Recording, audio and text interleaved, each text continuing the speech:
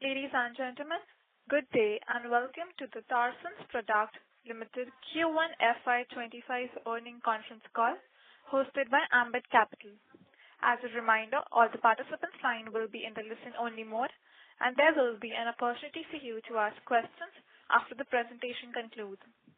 Should you need assistance during the conference call, please signal an operator by pressing star then 0 on your touchtone phone. Please note that this conference is being recorded. I now hand the conference over to Mr. Jaiveer Shekhawat from Ambit Capital. Thank you, and over to you, Mr. Shekhawat. Thank you, Via. Good afternoon, everyone. On behalf of Ambit Capital, I welcome you all to Tarsons Products Q1 FY25 earnings conference call. From the management today, we have Mr. Aryan Sehgal, Promoter and Whole-Time Director, and Mr. Santosh Agarwal, the Chief Financial Officer. Now, without further ado, I would request Aryan to start with his opening remarks, post which we can open the floor for question and answer. Thanks, and over to you, Aryan. Good afternoon, everyone, and a very warm welcome to all on our Q1 FY25 earnings conference call for Tarsons. Along with me today, I'm joined by Mr. Santosh Agarwal, CFO and Company Secretary for Tarsons Products Limited, and SGA, our Investor Relation Advisors. We have uploaded our quarterly investor presentation on the stock exchange and company's website. I hope all of you all had an opportunity to go through the same. Over the past 18 months, the plastic labware industry was witnessing a slowdown in the Indian and global markets. However, we have witnessed signs of recovery in the industry with increased order inquiries in both the domestic and overseas market. Having been in this industry for over 4 decades, we have encountered similar challenges in the past and have successfully navigated it back then, emerging even stronger. We have seen industry bouncing back with increased demands and expanding customer base. We view the current situation as an opportunity to establish and strengthen our presence in the domestic and international market. By leveraging our high-quality products and cost-efficient manufacturing operations, we are well positioned to make inroads into these markets. Our high-quality products, reliability, and on-time supplies will establish us with the goal of gradually increasing our share of business with these customers over time. We have been actively participating in large RFQs and overseas tenders, along with engagement in numerous international expos.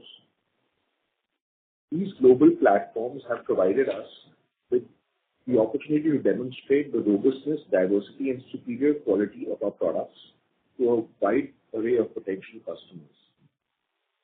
Our participation in these events is a critical component of our long-term growth plan. By showcasing our offerings on an international stage, we aim to increase our visibility in key markets and attract interest from a diverse range of industries and geographies. The response so far has been encouraging, with initial inquiries coming from several new prospects. However, it will take some time for order conversion and increase our supplies. We believe we are in the right direction and should be able to add revenues from these new customers over a longer period of time. The strategic approach not only reinforces our commitment to expanding our global footprint, but also ensures that we are well positioned to capture a larger market share as we continue to introduce new products and refine our current offerings. We have also taken a big leap by expanding our capacities and capabilities with our upcoming facility in Panchla. This facility is built looking ahead of time to cater the growing demands of the plastic labware industry over the next 5 to 7 years. This new facility will not only enhance the production capacity of our existing product portfolio, but also introduce new product categories such as cell culture to broaden our offerings and increase our addressable market. Panchla facility is expected to commence operations by H2 of this financial year. In the initial phase, our focus will be on servicing the domestic market, while Tarsons is already a well-established brand with strong customer relationships built over many decades. We are confident that this expansion will allow us to increase our share of business with these customers. On the global front, this facility will enable us to supply a wide range of products within the plastic labware industry, positioning us as a comprehensive one-stop solution for plastic labware. Regarding the Q1 FY25 performance, our standalone revenues, excluding Nobel Plus, stood at 64.9 crores, up from 62.6 crores in Q1 FY24, reflecting a growth of 3.6%. Despite the overall industry experiencing a decline in the quarter gone by, we have successfully increased our revenue, indicating an increase in our market share.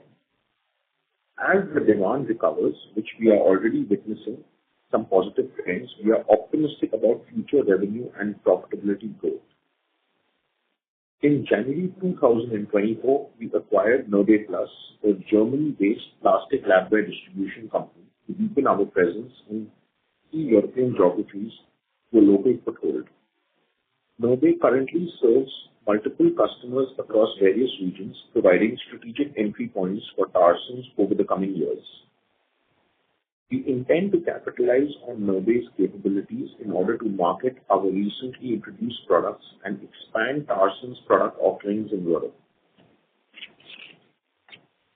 We are confident that this strategy will bring new customers, revenue growth, and increased profitability for Tarsons. Standalone adjusted EBITDA for Q1 FY25 stood at 20 crores, and the adjusted EBITDA margin stood at 50.9%. The reported EBITDA margins in Q1 FY25 were impacted mainly on account of change in product mix impacting the gross margins and the extended impact on the EBITDA. These 3 crore provision for machinery which was damaged during the transit. We are also in the process of filing the claim with the insurance company and are very optimistic of reversing it back as soon as the claim is approved by the insurance company. Increased employee expenses on account of annual salary revisions and addition of employees and workers for our upcoming facility. On account of certain expenses for our upcoming facility for which revenues will follow in the coming financial years. Adjusted for these one-off expenses and impact, our reported EBITDA stood at 17 crores with margins at 26.3%. Regarding our consolidated performance, if we include only the standalone India business and the Nobel business, our revenues stood at 84.8 crores with an adjusted EBITDA of 21.8 crores. Going forward, our consolidated margins might appear different due to the inclusion of Nobel Plus, which is currently a trading entity with lower margins compared to our India manufacturing business. With this, I would like to hand over the call to Mr. Santosh Agarwal, CFO for Tarsons, for his comments on the financial highlights. Good afternoon, everyone, and a very warm welcome to our Q1 FY25 earnings calls.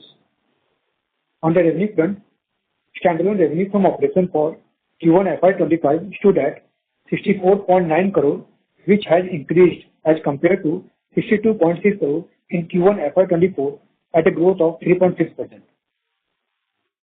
Our consolidated revenue from operation for Q1 FY24 stood at 84.8 crore. Revenue from Norway for Q1 FY25 was 20 crore, which has been consolidated from 1st January 2024. For Q1 FY25, on consolidated basis, the revenue from overseas stood at 42 crore and domestic at 43 crore. Speaking about EBITDA, our EBITDA for Q1 FY25 stood at 20 crore as against 4.1 crore in Q1 FY24. The standalone adjusted EBITDA margin for Q1 FY25 stood at 30.9%. The consolidated adjusted EBITDA margin for Q1 FY25 stood at 25.7%. Margin were partially impacted due to the following reasons.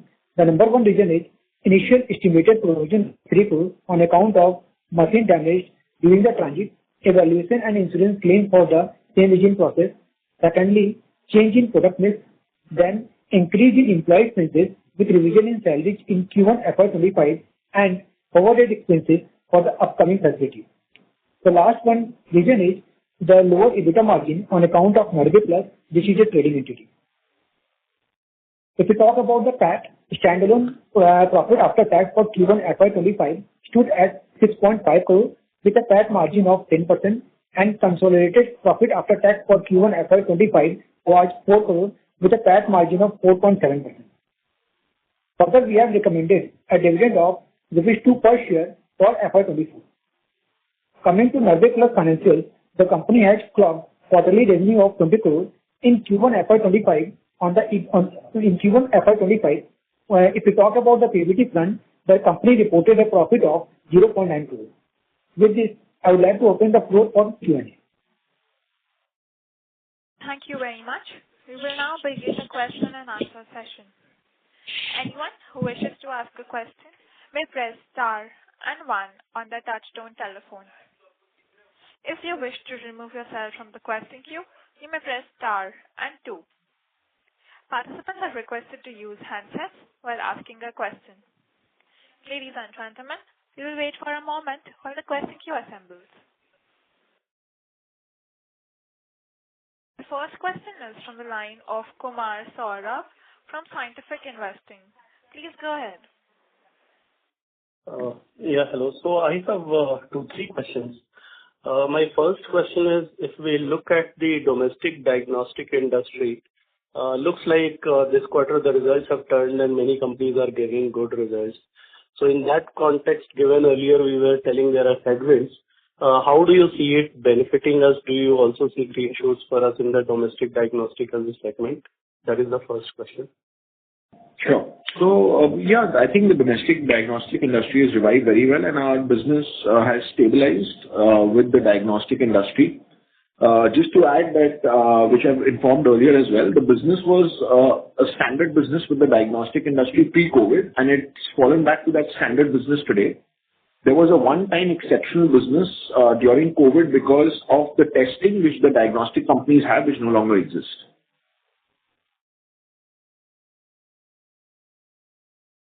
Okay. My second question is, we have this huge capex going on. I wanted to know, and I think the capex program started almost 2.5 years back, and I'm talking particularly about the growth capex, not the warehousing one.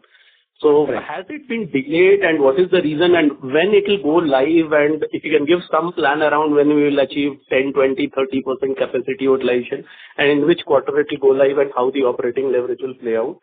Sure. So the capex was divided into 2 portions.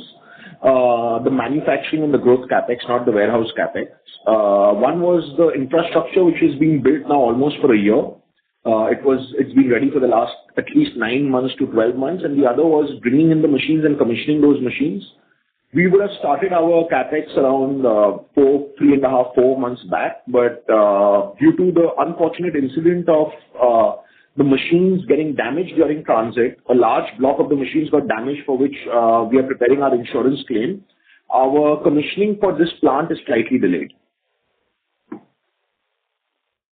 So when are we going to commission it? Do we have any visibility in terms of timeline?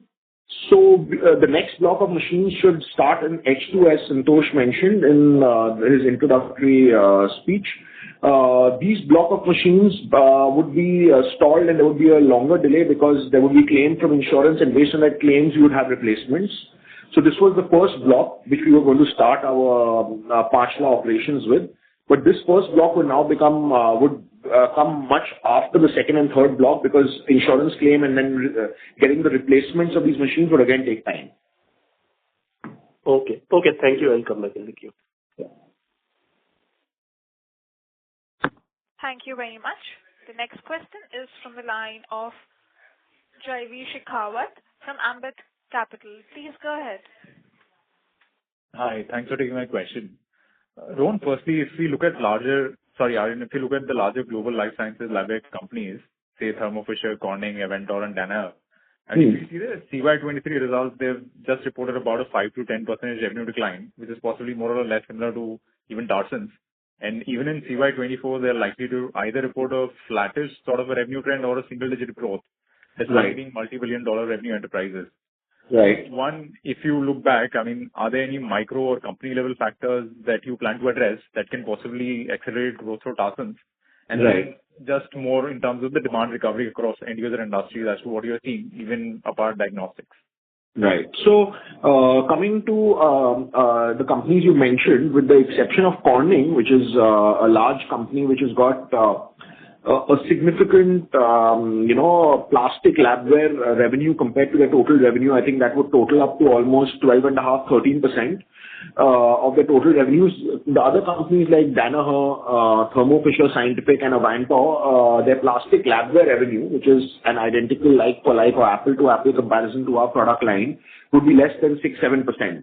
So they're mainly life science companies having a lot of reagent, having a lot of equipment and a lot of other things. So it's not a fair comparison.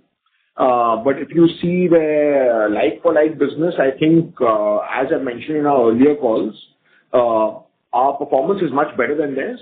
But having said that, you're rightfully, for these larger companies, their base or their revenue base will be much larger than ours.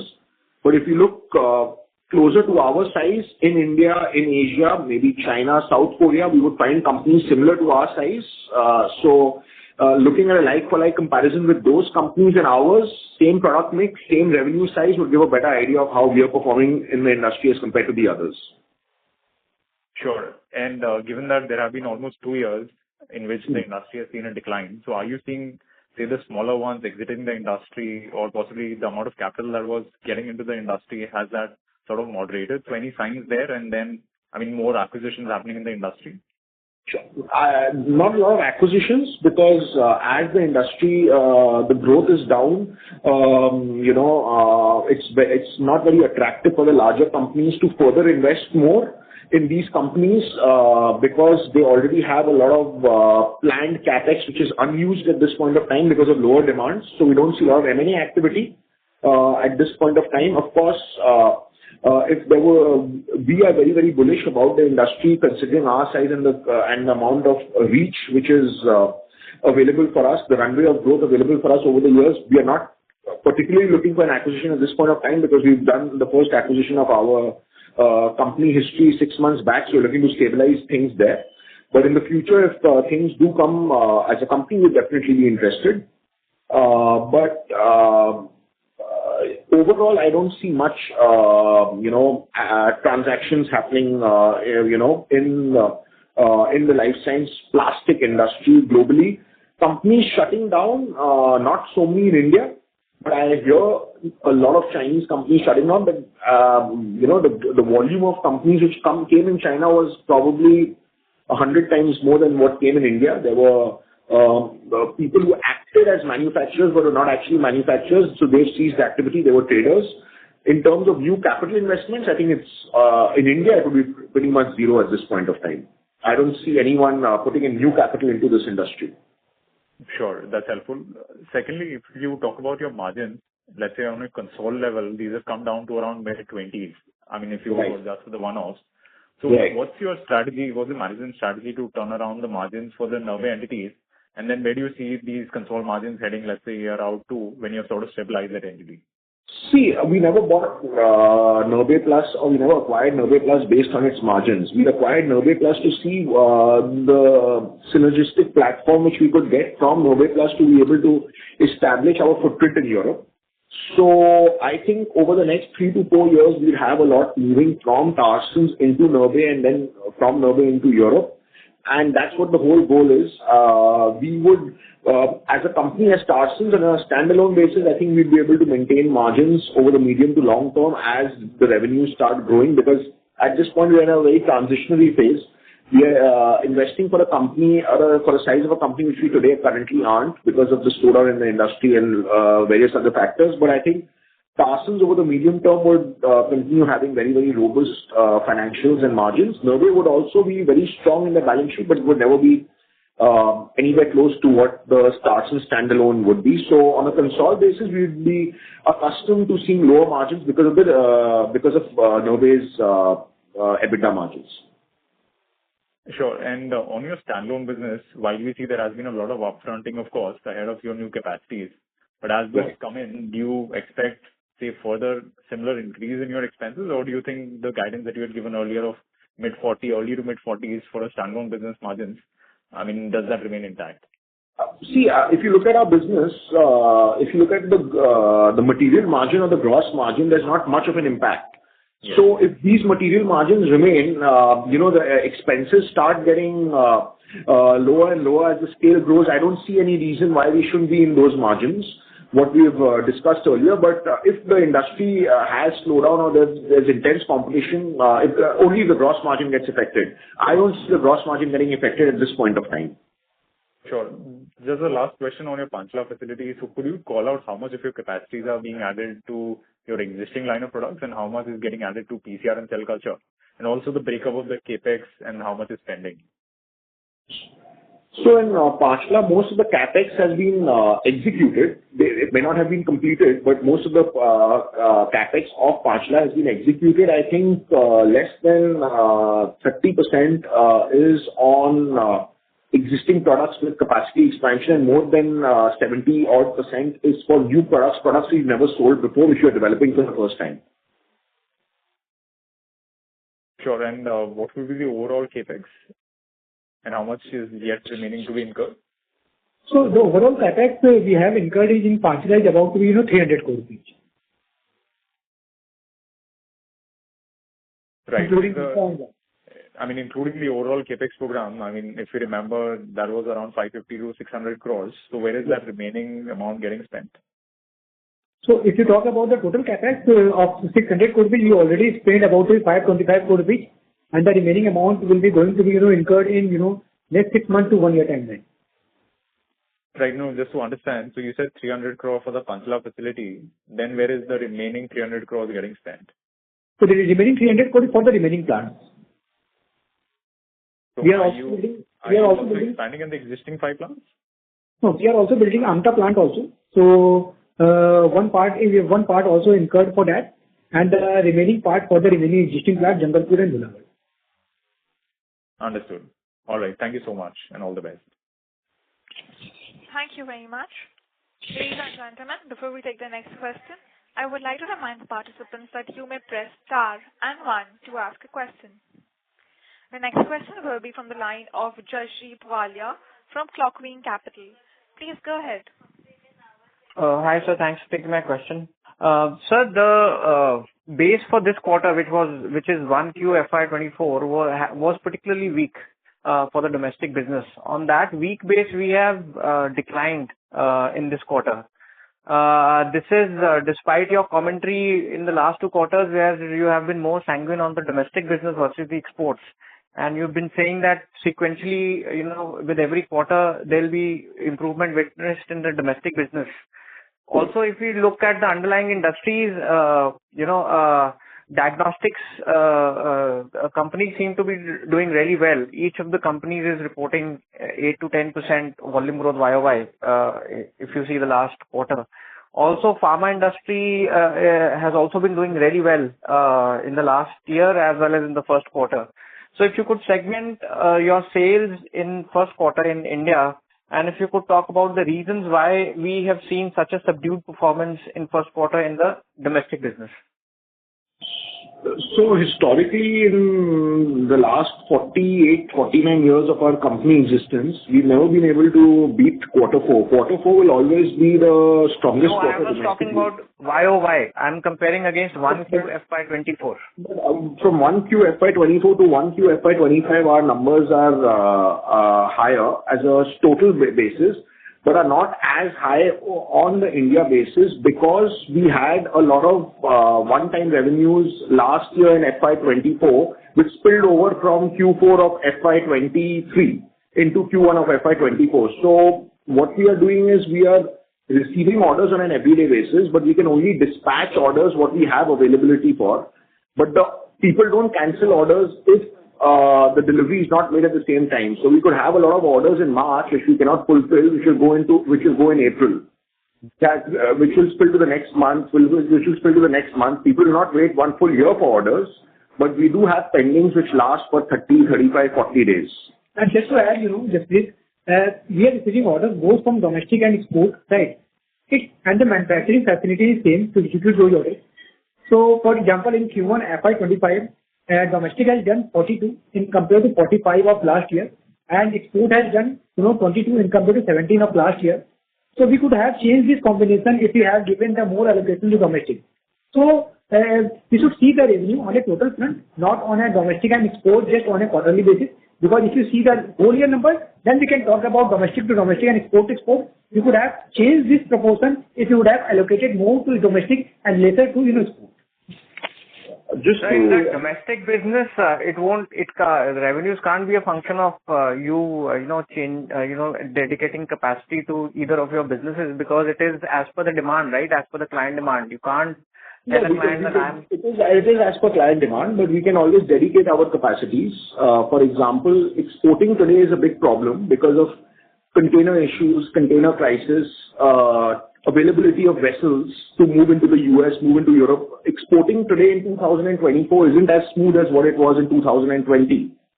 Today I could have a shipment ready for US or a shipment ready for Europe waiting 20 days in my warehouse before I get a vessel availability. Earlier it would not even have to wait 48 hours and I would get a vessel availability. So my planning has to be where I keep a mix of both my export. I cannot at the end of the day lose my international customers who have built over a period of time as well.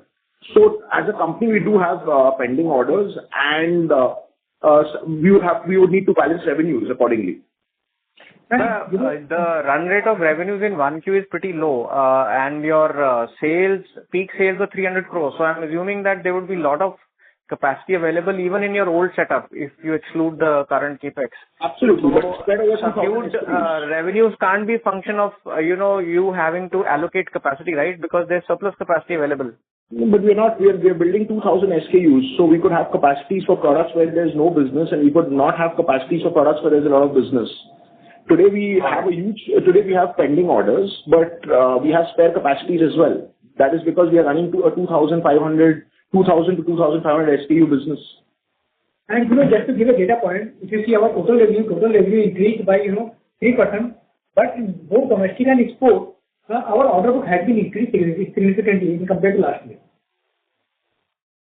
Got it.